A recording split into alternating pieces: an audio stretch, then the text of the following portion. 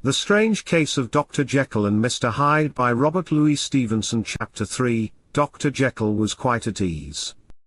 A fortnight later, by excellent good fortune, the doctor gave one of his pleasant dinners to some 5 or 6 old cronies, all intelligent, reputable men and all judges of good wine, and Mr. Utterson so contrived that he remained behind after the others had departed. This was no new arrangement, but a thing that had befallen many scores of times. Where Utterson was liked, he was liked well. Hosts loved to detain the dry lawyer, when the light-hearted friends were gone, to sit a while in the quiet and talk. Jekyll had returned to his guests, the pleasant dinner, the good wine, and the genial atmosphere had warmed his spirits, and he spoke to the lawyer freely, without any shadow of reserve. Indeed, the topic was one that he could not avoid. "I have been wanting to see you, Utterson," he began. "I am very much obliged to you for your kind interest in me. It is a great comfort that I have such a good friend." "I hope you will let me know what I can do," said the lawyer. "You can do nothing," returned Jekyll, with a certain incoherency of manner. "I beg you to drop the subject." Utterson looked at him searchingly. "I have been learning something of young Hyde's misdoings," he said. The large handsome face of Dr. Jekyll grew pale to the very lips, and there came a blackness about his eyes. "Nothing can be done," he replied. "It is one of those affairs that cannot be mended by talking." "Jekyll," said Utterson, "you know me, I am a man to be trusted. Make a clean breast of it in confidence, and I make no doubt I can get you out of it." "My good Utterson," said the doctor, "this is very good of you, this is downright good of you, and I cannot find words to thank you in. I believe you fully, I would trust you before any man alive, before myself, if I could make the choice, but indeed it is not what you fancy, it is not so bad as that, and just to put your good heart at rest, I will tell you one thing, the moment I choose, I can be rid of Mr. Hyde. I give you my hand upon that, and I thank you again and again, and I will just add one little word, Utterson, that I am sure you will take in good part. This is a private matter, and I beg of you to let it sleep." Utterson reflected for a moment, looking into his friend's face, and then said, "I will say no more." The two men shook hands, and the lawyer set out homeward. The Strange Case of Dr. Jekyll and Mr. Hyde by Robert Louis Stevenson. Chapter 4, The Carew Murder Case. Nearly a year later, in the month of October, 18, London was startled by a crime of singular ferocity. A maid-servant living alone in a house not far from the river had gone upstairs to bed about 11. Although a fog rolled over the city, the early part of the night was cloudless, and the lane, which the maid's window overlooked, was brilliantly lit by the full moon. It seemed she was romantically given, for she sat down upon her box, which stood immediately under the window, and fell into a dream of musing.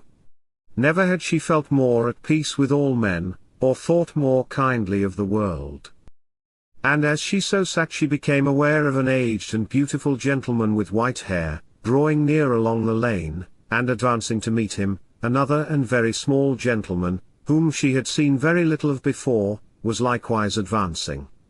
When they had come within speech, which was just under the maid's eyes, the older man bowed and accosted the other with a very pretty manner of politeness.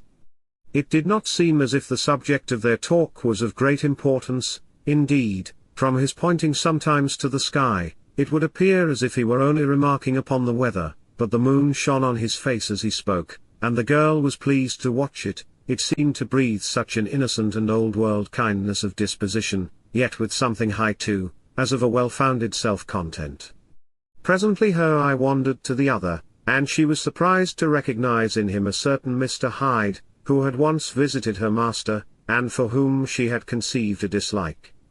He had in his hand a heavy cane, with which he was trifling, but he answered never a word, and seemed to listen with an ill-contained impatience. And then all of a sudden he broke out in a great flame of anger, stamping with his foot, brandishing the cane, and carrying on, as the maid described it, like a madman. The old gentleman took a step back, with the air of one very much surprised and a trifle hurt, and at that Mr. Hyde broke out of all bounds and clubbed him to the earth. And next moment, with ape-like fury, he was trampling his victim underfoot, and hailing down a storm of blows, under which the bones were audibly shattered and the body jumped upon the roadway. At the horror of these sights and sounds, the maid fainted. It was 2 o'clock when she came to herself and called for the police.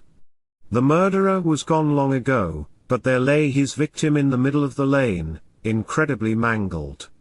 The stick with which the deed had been done, although it was of some rare and very tough wood, had broken in the middle under the stress of this crushing blow, and one splintered half had rolled into the neighboring gutter, the other, without doubt, had been carried away by the murderer.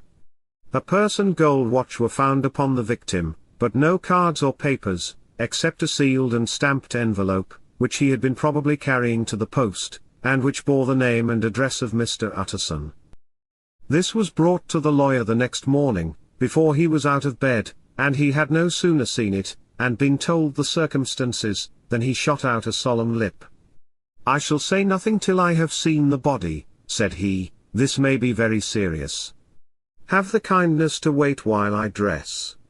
And with the same grave countenance he hurried through his breakfast and drove to the police station, whither the body had been carried. As soon as he came into the cell, he nodded. "Yes," said he, "I recognize him. I am sorry to say that this is Sir Danvers Carew." "Good God, sir," exclaimed the officer, "is it possible?" And the next moment his eye lighted up with professional ambition. "This will make a deal of noise," he said. "And perhaps you can help us to the man." And he briefly narrated what the maid had seen, and showed the broken stick. Mr. Utterson had already quailed at the name of Hyde, but when the stick was laid before him, he could doubt no longer. Broken and battered as it was, he recognized it for one that he had himself presented many years before to Henry Jekyll. "Is this Mr. Hyde a person of small stature?" asked the officer. "Particularly small and particularly wicked-looking, is what the maid calls him," said Mr. Utterson. The officer nodded. "If you will come with me in my cab," he said, "I think I can take you to his house." It was by this time about 9 in the morning, and the first fog of the season. A great chocolate-colored pall lowered over heaven, but the wind was continually charging and rooting these embattled vapors, so that as the cab crawled from street to street, Mr. Utterson was aware of a great number of lamps lighting up the areas of the houses. At last they came to a dingy street, a gin palace on the corner, a low French eating house, and shops for the retail of penny numbers and twopenny salads. Many ragged children huddled in the doorways, and many women of different nationalities passed out, key in hand, to buy their morning's beer. The inhabitants were all doing well, it seemed, and all hoping to do better still, and laying out the surplus of their gains in coquetry, so that the shop fronts stood along that thoroughfare with an air of invitation, like rows of smiling saleswomen. Even on Sunday, when it veiled its more florid charms and lay comparatively empty of passage, the street shone out in contrast to its dingy neighborhood, like a fire in a forest, and with its freshly painted shutters, well-polished brasses, and general cleanliness and gaiety of note, instantly caught and pleased the eye of the passenger. The door, which was equipped with neither bell nor knocker, was blistered and disdained. The officer knocked, and a woman with an evil face, smoothed by hypocrisy, opened the door. She had an evil face, smoothed by hypocrisy, but her manners were excellent. Yes, she said, this was Mr. Hyde's, but he was not at home. He had been in that night very late, but had gone away again in less than an hour. There was nothing strange in that. His habits were very irregular, and he was often absent. For instance, it was nearly 2 months since she had seen him till yesterday. They searched the rooms, but Hyde had left in great haste. Clothes lay about the floor, with the pockets inside out. On the hearth were the ashes of many papers, thrust in hastily and burnt. The other half of the stick was found behind the door, and as this clinched his identity, the officer turned to leave. "This is a bad business, Mr. Utterson," said the officer. Yes, indeed, said the lawyer. Let us go and make it known.